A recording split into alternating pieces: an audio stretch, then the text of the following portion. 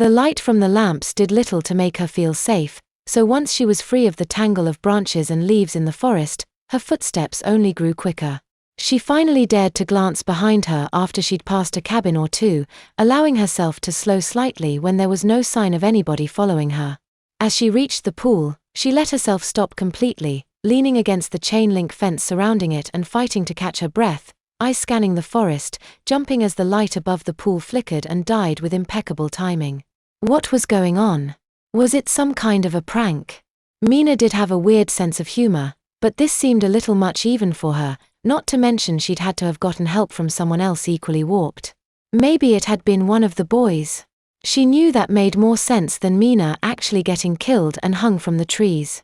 No, she was just being silly, falling for the prank like a sucker. She shook her head, laughing quietly as she straightened herself up, stepping away from the fence and starting to head down the path to the main building. If her partners in crime weren't lurking about, Mina could just stay in the tree the rest of the night. Maybe that would teach her a lesson. Something caught her attention at the corner of her eye, making her turn her head just a touch, just enough for her to see the pool. For a moment, it looked normal, until she noticed a darker patch of water.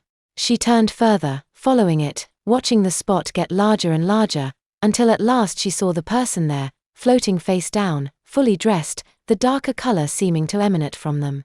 The light flickered back to life with a dull hum. "Shit," Patty said under her quickening breaths. "Shit, shit, shit."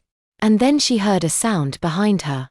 She turned, backing away right as a baseball bat clanged against the fence in front of her, wielded by a wiry middle-aged man with thick glasses, whose expression changed from anger to shock as she watched.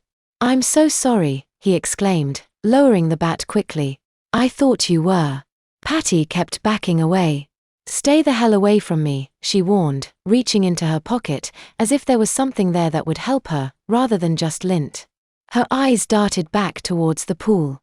"I don't know who you are, but..." And she never found out.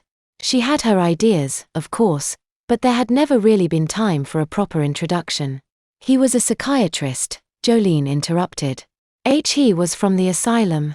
He came to the main building, told us all to be careful, but some of the counselors went out to help the kids. Patty didn't need to hear what had happened to them. She'd seen them, strewn across the lawn like confetti. "He was lying," she told Jolene. "That thing didn't come from any asylum, and neither did he. I didn't kill that poor boy," he said. "I don't have time to explain, nor to escort you to safety. Take this and go to the main building. Barricade yourself in with the others." He handed her the baseball bat, though she shied away from his hand at first, then hurried off into the night.